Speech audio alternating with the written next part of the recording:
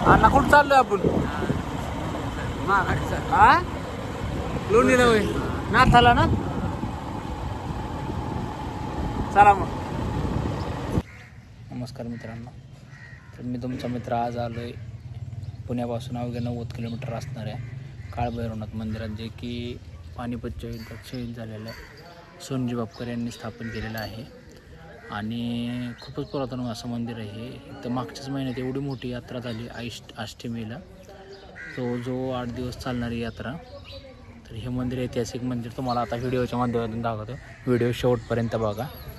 हे माझ्या मागं मंदिर बघता, स्ट्रक्चर मंदिराचं बघा कसं आहे. पूर्ण असा परिसर आहे. तुम्हाला आता मंदिराच्या आतमधला भाग दाखवत चला.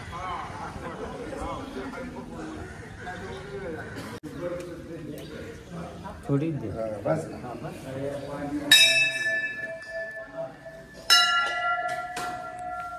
मंदिर बघताल, ही डिझाईन बघा कशी, छोट्या छोट्या गोष्टी. जा की एक दर्शन घेऊन, आबीला म्हटलं दर्शन घेऊन जा म्हणलं. हे बघा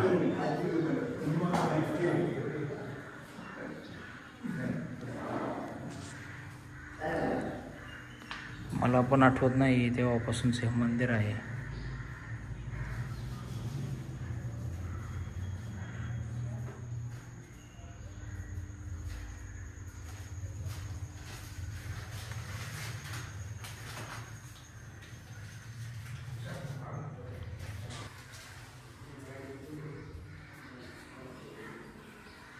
दर्शन घेऊन बाहेर आलो आपण. हे बघा पालखी आहे मंदिर देवाची.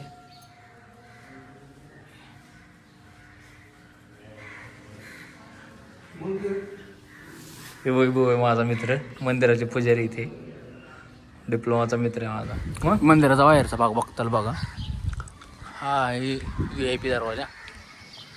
कुठल्याही मंदिरात, प्रत्येक मंदिरात VIP दरवाजा तर असतोच.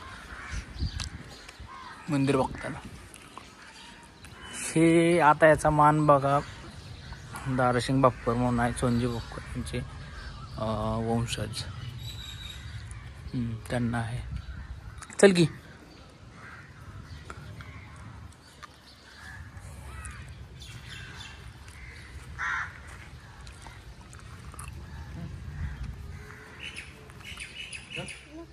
मारुतीचं मंदिर आहे. मूर्ती बघा मारुतीची कशी आहे, तुम्हाला झूम करून दाखवतो. एकदम दगडात कोरलेली मूर्ती आहे ती. हे दीपमाळ बघा मंदिराच्या कशा आहेत.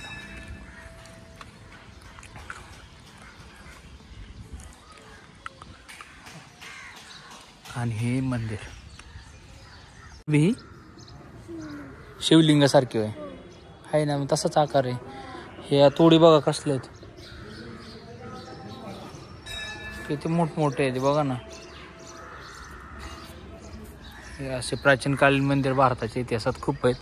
त्यातलंच हे एक आहे काळभैरवनाथाचं मंदिर, लोणी बापकर, बारामती तालुका, पुणे. तर कधी आला इकडं तर नक्की विजिट करा. जुन्या लोकांची श्रद्धा बघा, दर रविवारी इथं नाथाचा वार म्हणून सगळेजण इथं दर्शनाला येतात, लहानपासून मोठ्या तरुण पोरांपर्यंत. तर चाल, तर मग आजच्या ब्लॉगमध्ये एवढंच आहे. नाथा भैरवनाथाच्या नावानं चांगलं म्हणून आजचा ब्लॉग संपूया. चॅनलला आपल्या फॉलो करा, सबस्क्राईब करा आणि असाच सपोर्ट राहू द्या तुमचा.